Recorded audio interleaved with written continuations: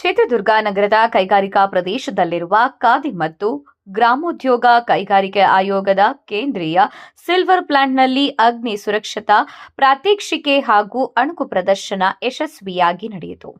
ಅಗ್ನಿಶಾಮಕ ಮತ್ತು ತುರ್ತು ಸೇವೆಗಳ ಇಲಾಖೆ ಆಯೋಜಿಸಿದ್ದ ಈ ಕಾರ್ಯಕ್ರಮದಲ್ಲಿ ಕೈಗಾರಿಕೆಗಳಲ್ಲಿ ಅಗ್ನಿ ಅವಘಡ ಸಂಭವಿಸಿದ ಸಂದರ್ಭದಲ್ಲಿ ಹೇಗೆ ತುರ್ತು ಸ್ಪಂದನೆ ನೀಡಬೇಕು, ಅಗ್ನಿಶಾಮಕ ಉಪಕರಣಗಳನ್ನು ಸರಿಯಾಗಿ ಬಳಸುವುದು ಹೇಗೆ ಹಾಗೂ ಇಲಾಖೆಯೊಂದಿಗೆ ಸಮನ್ವಯ ಸಾಧಿಸಿ ಜೀವ ಮತ್ತು ಆಸ್ತಿಯನ್ನ ರಕ್ಷಿಸುವ ಕುರಿತು ಕಾರ್ಮಿಕರಿಗೆ ಪ್ರಾಯೋಗಿಕ ತರಬೇತಿ ನೀಡಲಾಯಿತು.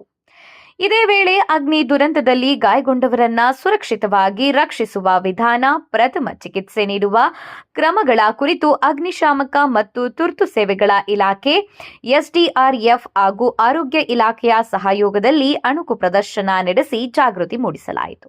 ಕಾರ್ಯಕ್ರಮದಲ್ಲಿ ಜಿಲ್ಲಾ ಅಗ್ನಿಶಾಮಕಾಧಿಕಾರಿ ಸೋಮಶೇಖರ್, ಅಗ್ನಿಶಾಮಕ ಠಾಣಾಧಿಕಾರಿ Narendra, SDRF sub inspector Imran Qureshi, ಕೇಂದ್ರೀಯ ಸಿಲ್ವರ್ ಪ್ಲಾಂಟ್ನ ಮಾಲತಿ, ಶಶಿಕಲಾ, ಕಾರ್ಮಿಕರು ಹಾಗೂ ಅಗ್ನಿಶಾಮಕ ಇಲಾಖೆ ಸಿಬ್ಬಂದಿ ಉಪಸ್ಥಿತರಿದ್ದರು.